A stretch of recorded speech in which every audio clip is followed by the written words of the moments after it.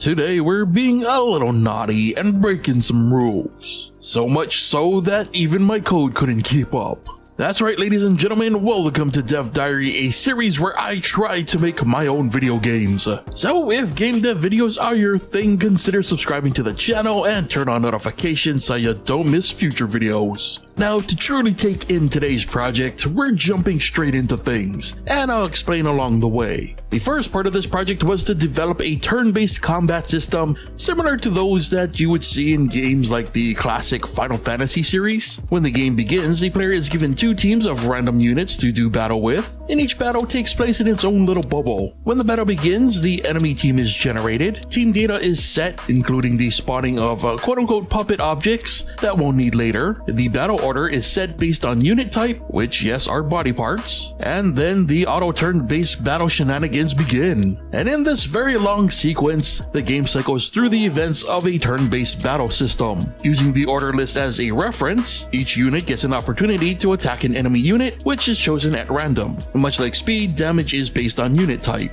As units are taken out, they're removed from their respective teams and the order list. Last team standing wins, and should that be the player's team, they are awarded with a little loot bag. Collecting this loot bag will award the player with a new team to send into battle. Kinda like in the same way that if you enjoy the content, supporting me on Patreon is the best way to help me keep making it.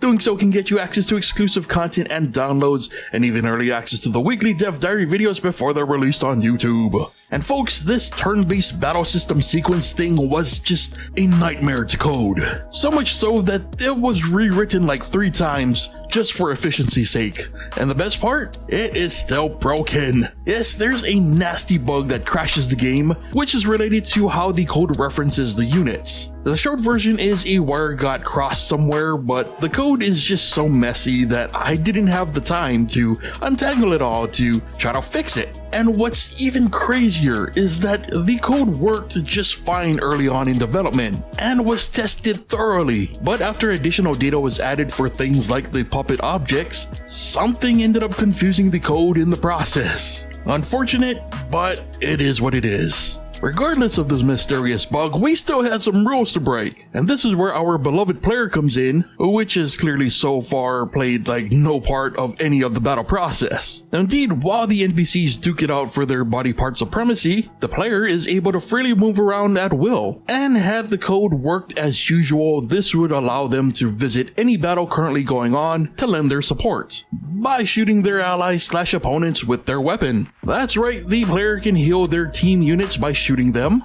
or targeting and damaging the enemy units if that works better. Unfortunately, the player cannot outright eliminate a unit from combat because that breaks the system and crashes the game. But yes, the original goal for this project was to mash together turn-based combat with real-time action. The original plan was for this to be like a time attack game where the player attempts to win as many battles as possible. There was even meant to be a team management aspect. However, that nasty bug really hampered a lot of that progress. And the thing is, the bug is inconsistent but inevitable, which made it really difficult to even try to continue development on the other parts of the idea. So, without enough time to rewrite the code for a 4th time, we just had to leave the project for what it is right now. But, you know, the good news is, even in failure, things were still learned that'll hopefully help future projects run a bit smoother. And you know what, if we're being honest here, while the idea sounded interesting on paper, the execution, maybe slightly hampered by the bug, was a bit underwhelming. So what do you think? What's missing? You know, what could we add to make the idea even better? I'd love to know what you think, so be sure to share your thoughts, ideas, and opinions in the comments. And if you enjoyed today's video, be sure to leave a like. That'll do it for today's episode of Dev Diary, so thank you so much for watching, and I'll see you next time.